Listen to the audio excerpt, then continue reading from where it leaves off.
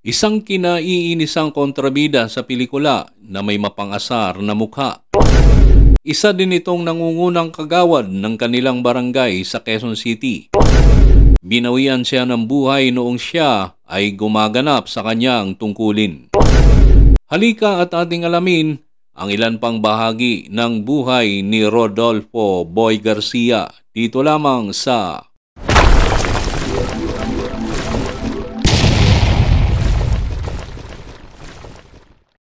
Si Rodolfo Boy Garcia ay isang artistang Pilipino na nagsimula sa pamusong Sampaguita Pictures. Siya ay si Wilfredo Eufemio Garcia sa totoong buhay at ipinanganak noong December 31, 1935. Karamihan sa kanyang mga papel na ginagampanan sa pelikulang tabing ay bilang kontrabida. Sa kabuuan ng kanyang karera sa pag-aartista ay napabilang siya sa mahigit kumulang 300 na mga pelikula. Ang ilan sa mga ito ay ang Eka Babagot 1961 kung saan siya unang lumabas sa pelikula, Tulisan 1961, Ang Senyorito at Ang Atsay 1962, Pepeng Agimat 1973, Hulihin si Tiagong Akyat 1973, Ibilanggo si Cavite Boy 1974, Bitayin si Baby Ama 1976, Onyong Bayawak 1979, To Love Again 1983 at marami pang iba. Taong 1983, si Rodolfo ay naging nominado ng 2 beses bilang Best Supporting Actor mula sa FAMAS at Gawa Durian Award at nanalo naman ng Best Supporting Actor sa FAP Award para sa pelikulang Ito Ba Ang Ating Mga Anak 1982 Regal Films.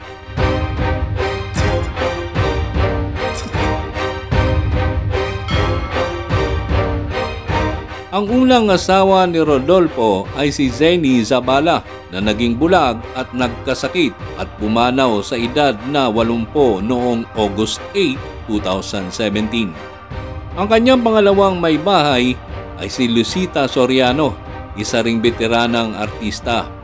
Nang ipares si Soriano kay Rodolfo Boy Garcia sa isang pelikula, naging magkasintahan sila. Nagpakasal sila noong 1968. Pumanaw naman si Lucita noong July 8, 2015 dahil sa cardiorespiratory arrest at renal failure.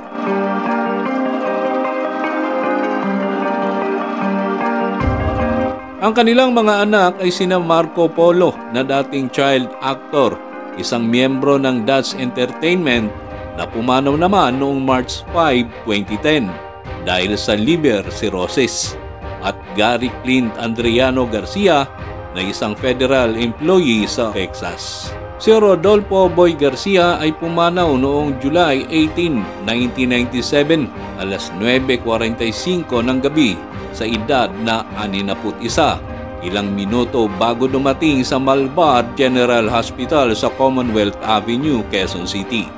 Siya ay nangungunang konsehal sa Barangay Pasong Tamo sa Quezon City. Inatake siya sa sakit sa puso habang ginagampanan ng kanyang tungkulin bilang isang konsehal.